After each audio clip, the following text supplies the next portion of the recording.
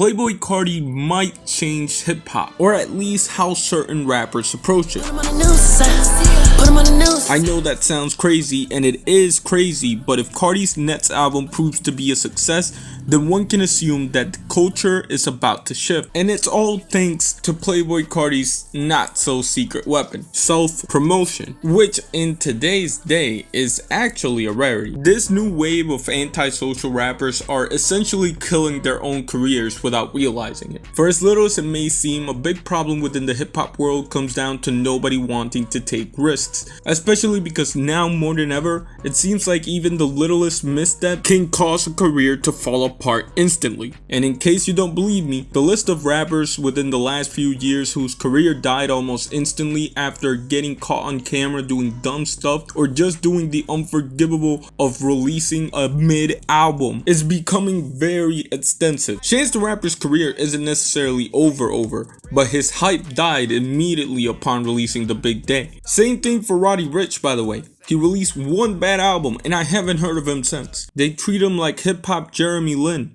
Even a rapper like Smoke Perp, whose career was slowly dying, died immediately upon becoming a meme. Lil Perp really go, yeah.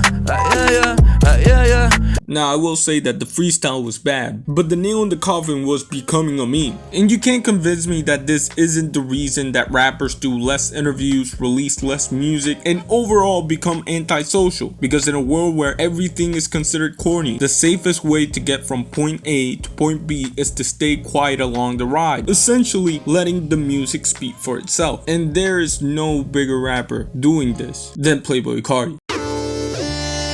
Now, I'm not saying Carti is the first person to be silent or to leave a lot of his personality up to mystery, but he's definitely the king of being that for a new generation. I mean, he has a whole label full of shy rappers. So really, I'm just saying, if there's a prime example of a rapper that runs away from the spotlight, Playboi Carti would seem to be the guy, or at least the guy for this generation. And he's not alone, by the way. There's a lot of rappers in hip hop that choose to be quiet for a long time just because, I don't know, vibes. With all that being said though, Carti is still one of the most relevant rappers in the genre, which is impressive for a rapper like Carti. In New York, I mainly rock, had it in my socks, running from a up. He barely talks and he barely shows his face. Now, some of you might think that there's not a lot of difference between someone who stays away from the spotlight, like a Playboi Carti, and someone who embraces it. But I can't express this enough. The value of putting yourself out there, doing interviews, doing a freestyle is lost on the new generation of rappers. And what I mean by that is that I would have never known who Blue Bucks Clan was if it wasn't for this freestyle. Floor seats, crypto, I got my tool in. Fourth quarter yelling, why the fuck platoon in? I would have never known about Coast Contra if it wasn't for this freestyle. Hey, I kick up, flip shit, hop, keep it moving. Hip hop, you can't stop this type of movement. Vince Staple has made a whole bunch of fans just off of being funny. But people say God is a person because people have egos. So they want God to look like them. So he's a man in the sky. Like that makes any sense. God probably like a porcupine or like a tree or like a body of water.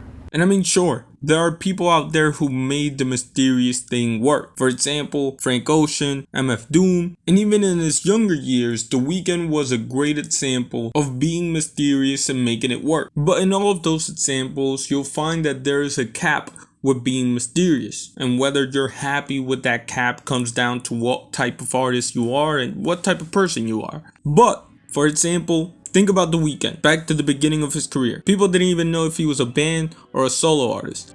It's this guy, The Weeknd. What the fuck is The Weeknd? He's gonna be major, even though he's from Canada. This guy looks stupid. But when he made the switch, he was in commercials, he was in movies, he's even in Fortnite right now. And depending on how you measure fame or popularity, The Weeknd is one of the biggest, if not the biggest artists in the world. It's all about putting yourself out there. And for the most part, that's just the way it goes. And I'm really not demonizing rappers who don't do interviews and stay away from the machine. I get it. It's more so just an observation on how rappers can grow. Because although, yes, hip-hop is one of the biggest genres in the world, it can also be bigger. Because letting your music speak can only take you so far. I mean, even the all-time greats like a Michael Jackson had more than just music. Michael Jackson could dance too, and he had the crazy attires, and he had a monkey, and the big mansion, and people debated whether he was bleaching his skin. And I say that just to say that it's more than just about the music. Take Kanye West for example. He built a fan base that will defend him regardless of anything, and it isn't because of the music. It's because of how he behaves himself outside of it. Go listen to all my music. It's the codes of self-esteem. It's the codes of who you are. If you're a Kanye West fan, you're not a fan of me, you're a fan of yourself. You will believe in yourself. I'm just the espresso. I'm just a shot in the morning to get you going. And with his new album, Playboi Carti is in prime position to prove that theory to be true.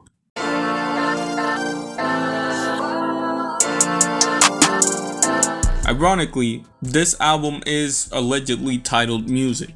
But honestly, it feels like a lot of the attention and hype that it's getting has nothing to do with the music itself.